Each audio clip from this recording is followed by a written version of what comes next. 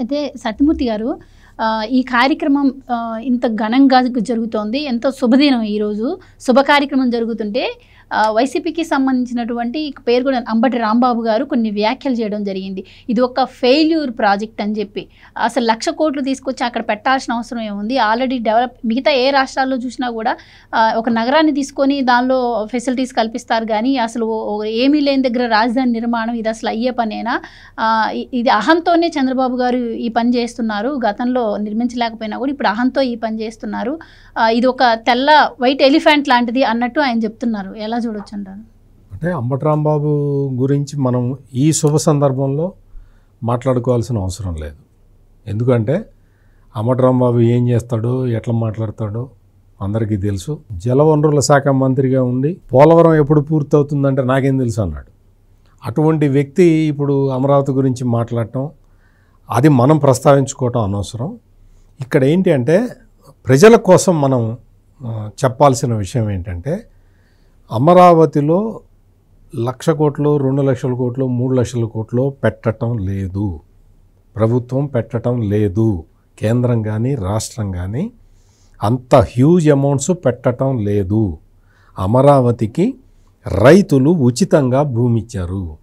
ఆ భూమిని తీసుకొని అందులో కొంత పార్టులో ఈ రోడ్లు ఇవన్నీ మౌలిక సదుపాయాలు పూర్తయిన తర్వాత ప్రభుత్వ భవనాలు కట్టుకున్న తర్వాత ఆ స్థలాన్ని కొన్ని ప్రైవేటు సంస్థలకు ఇవ్వటం ద్వారా రాష్ట్రానికి, రాష్ట్ర ప్రభుత్వానికి వచ్చే ఆదాయంతో ఇప్పుడు తీసుకున్న ఓవర్సీస్ కొన్ని ఫైనాన్స్ సంస్థల నుంచి తీసుకున్న అప్పులు కానీ ఇవన్నీ కూడా రీపే చేస్తారు.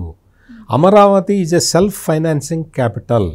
అంటే దీనికి డబ్బులు ఎక్కడి నుంచి పెట్టక్కర్లేదు. ప్రభుత్వ భవనాలు కట్టడానికి మాత్రం ప్రభుత్వమే డబ్బులు ఖర్చు పెట్టాలి కదా. మన ఇల్లు కట్టుకోవటానికి అంబటి రాంబాబు డబ్బులు ఇవ్వడు కదా.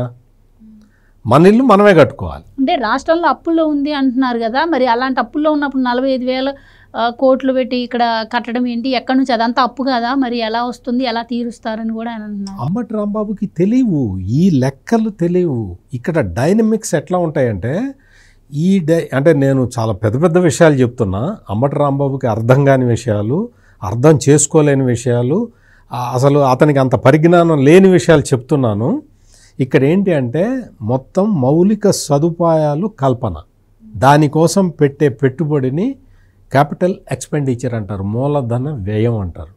ఆ క్యాపిటల్ ఎక్స్పెండిచర్లో పార్టు ఈ రాజధాని కట్టుకోవటం, రోడ్లు వేసుకోవటం, రైల్వే లైన్లు వేసుకోవటం, ఇవన్నీ కూడా క్యాపిటల్ ఎక్స్పెండిచర్ కిందకు వస్తాయి. ఎంతసేపటికి కూర్చొని కంచంలో అన్నం పెట్టుకొని తినటం కాదు చేయాల్సిన పని. కొంచెం ఇల్లు కట్టుకోవాలి, కొంచెం గోల్డ్ సేకరించుకోవాలి, పిల్లలకి పెళ్లి చేయాలి, మంచి చదువు చేయించుకోవాలని ఏ కుటుంబ పెద్దకి ఎట్లయితే బాధ్యత ఉంటుందో ఆ బాధ్యతతోటి చంద్రబాబు నాయుడు చేస్తున్న పని ఇది. అంబటి రాంబాబుకి ఏం తెలుస్తుంది? అంబటి రాంబాబుకి తెలిసిన విషయాలు చాలా ఉన్నాయి. ఆ విషయాలు మనకు తెలియదు. మనం ఈ సభ్య సమాజంలో మనం మాట్లాడుకునే విషయాలు కూడా కాదు అవి. అంబటి రాంబాబుకి తెలియని విషయం ఏంటంటే ఇక్కడ మొత్తం ఈ క్యాపిటల్లో ప్రభుత్వ భవనాలు కట్టడానికి తప్ప వేరే దానికి ప్రభుత్వం డబ్బులు ఉపయోగించరు. ఈ విషయం కూడా తెలియదు అక్కడ. ఈ అంబటి రాంబాబుకి రైల్వే లైన్ వేస్తున్నారు. ఎవరు వేస్తారు? ఇండియన్ రైల్వేస్ వేస్తుంది. ప్రభుత్వం, రాష్ట్ర ప్రభుత్వం ఏం చేస్తుంది? స్థలాన్ని, భూమిని సేకరించి వాళ్ళకి అప్పగిస్తుంది. ఈ జగన్మోహన్ రెడ్డి రైల్వే లైన్లు వేస్తామంటే భూమి సేకరించి ఇవ్వలేకపోయాడు. ఈ చేతగాని ఈ అంబటి రాంబాబు లాంటి వాళ్ళని మంత్రులుగా పెట్టుకొని ఏదన్నా నేషనల్ హైవే వేస్తాను అంటే నేషనల్ హైవేకి ల్యాండ్ ప్రొక్యూర్ చేయటం చేతకాక 58,000 కోట్ల రూపాయల నేషనల్ హైవే ఫండ్స్ని కాదనుకున్నాడు ఈ జగన్మోహన్ రెడ్డి, అంబటి రాంబాబు గురువు జగన్మోహన్ రెడ్డి. ఏదైనా కానీ ప్రాజెక్టులకి మెయింటెనెన్స్కి నిధులు పెట్టడం చేతకాక గేట్లు కొట్టుకుపోతుంటే చోద్యం చూస్తూ కూర్చున్న బ్యాచ్ ఇదంతా. అంటే ఒకటి కాదు, ఇట్లా ఒకటి చెప్తే కాదు, ఇట్లా రకరకాలుగా మొత్తం రాష్ట్రంలో ఎక్కడ కూడా 1 కిలోమీటర్ కొత్త రోడ్డు వేయని ఈ అంబటి రాంబాబు, జగన్మోహన్ రెడ్డి వచ్చి ఈ రోజున అమరావతి గురించి మాట్లాడితే ఎట్లా? అమరావతి గురించి వీళ్ళకి ఈ అంబటి రాంబాబు గుంటూరులో ఉంటాడు, సత్తెనపల్లిలో పోటీ చేసి గెలిచాడు. సత్తెనపల్లి ప్రజలు ఏమనుకుంటున్నారో తెలుసా? ఈ అంబటి రాంబాబు గురించి వచ్చే ఎన్నికల్లో అంబటి రాంబాబుని ఇక్కడి నుంచి తీసేస్తారట, మనం హ్యాపీగా బతకచ్చు అనుకున్నారు ఎలక్షన్లకు ముందర. మళ్ళీ అంబటి రాంబాబు అక్కడే పోటీ చేసి ఓడిపోయాడు, అది వేరే విషయం. అంబటి రాంబాబు అక్కడ ఏంటంటే సత్తెనపల్లిలో మొత్తం న్యూ ఇయర్ సంక్రాంతి వస్తుందంటే ఒక లాటరీ పెట్టి 5 కోట్లు వసూలు చేశాడు. 5 కోట్లు వసూలు చేశాడు లాటరీ టికెట్లు అమ్మి. ఎట్లా వసూలు చేసావు అంబటి రాంబాబు? నువ్వు సీఎం రిలీఫ్ ఫండ్ నుంచి ఒక పిల్లాడు ఎవరో చనిపోతే అతనికి ఏదో డబ్బులు వస్తే అందులో సగం అడిగాడు. ఇటువంటి పనులు చెయ్యాలా అంబటి రాంబాబు? చంద్రబాబు నాయుడు, లోకేష్, పవన్ కళ్యాణ్ కూర్చొని నువ్వు చేసిన దందాలు చేయాలా? వాళ్ళు ఏం చేస్తున్నారు? రాష్ట్రానికి ఒక మౌలిక వసతులు కల్పించాలి, అసెట్స్ కల్పించాలి, భావితరాలు బాగుండాలంటే క్వాంటమ్ వ్యాలీ తీసుకురావాలి అని వాళ్ళు ఆలోచిస్తుంటే నువ్వేం ఆలోచిస్తున్నావు? తప్పుడు వీడియోలు, తప్పుడు మెసేజ్లు, తప్పుడు సందేశాలు సోషల్ మీడియా ద్వారా తప్పుడు ప్రచారాలు చేసి సునకానందం పొందుతున్నావు. ఈ రోజున అంబటి రాంబాబు సత్తెనపల్లిలో కాదు, రేపల్లిలో కాదు, ఎక్కడ పోటీ చేసినా ఈసారి మళ్ళీ ఎక్కడ పోటీ చేసినా మళ్ళీ ఓడిపోతాడు. నేను ఈరోజు చెప్తున్నా, మీరు రాసుకోండి. ఇతనికి ఏంటంటే ఆ కేబుల్ టీవీ ఏదో నడుపుకుంటూ ఉంటాడు గుంటూరులో. ఆ ఒక్క బిజినెస్ వచ్చు, అంటే వేరేవి చాలా వచ్చు బిజినెస్ పరంగా. వచ్చి రా, క్వాంటమ్ వ్యాలీ గురించి తెలుసుకో, చెప్పు. నువ్వు క్వాంటమ్ వ్యాలీ తీసుకురావటం చాలా వరస్ట్, అసలు అమరావతి క్వాంటమ్ వ్యాలీ రాకూడదని చెప్పురా. అసలు నీ క్వాంటమ్ అంటే ఏంటో తెలిస్తే కదా. క్వాంటమ్ కంప్యూటింగ్ అంటే ఏంటో చెప్పు రాంబాబు. అక్కడ తీసుకొచ్చి చంద్రబాబు నాయుడు క్వాంటమ్ కంప్యూటింగ్ని తీసుకొచ్చి అక్కడ పెడుతున్నాడు, కేంద్రాన్ని పెడుతున్నాడు. నెక్స్ట్ ఇయర్ జనవరి 1వ తారీఖున అది ఇనాగ్రేట్ చేసేసేయాలని చెప్పి ఆల్రెడీ డెసిషన్ తీసుకున్నారు. MOU కూడా అయిపోయింది.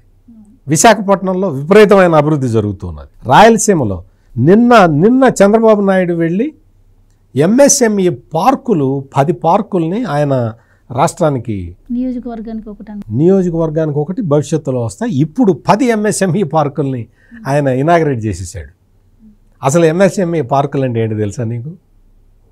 అందులో ఏం చేస్తారో తెలుసా? దానివల్ల పెట్టుబడులు ఎంత వస్తాయో తెలుసా?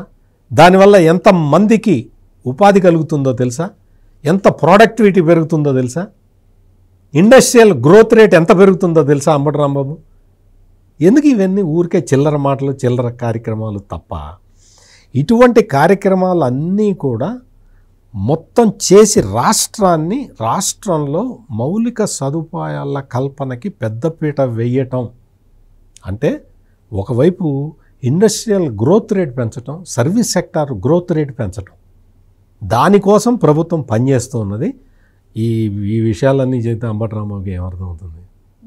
అంబటి రాంబాబుకి దీని గురించి తెలుసుకోవాలన్న కోరిక లేదు. అతనికి వాస్తవంగా అంబటి రాంబాబుకి ఏదన్నా తెలిసినట్టు జగన్మోహన్ రెడ్డికి తెలిస్తే అంబటి రాంబాబుని తీసేస్తాడు. ఎందుకంటే జగన్మోహన్ రెడ్డికి ఉన్న అజ్ఞానమే అందరికీ పంచుతూ ఉంటాడు. ఆ అజ్ఞానాన్నే వీళ్ళందరూ మోస్తూ తిరగాలి, బయటికి ఎక్స్ప్రెస్ చేస్తూ తిరగాలి. వీళ్ళకి గనక ఏదన్నా తెలివితేటలు ఉన్నాయి అంటే జగన్మోహన్ రెడ్డి భరించలేడు, వీళ్ళని తీసేస్తాడు. అందుకని వీళ్ళు 10 మందిలోకి వచ్చి కూడా వాళ్ళ అజ్ఞానాన్ని అట్లా ప్రదర్శిస్తూనే ఉంటారు. Please subscribe to Leo news for more videos.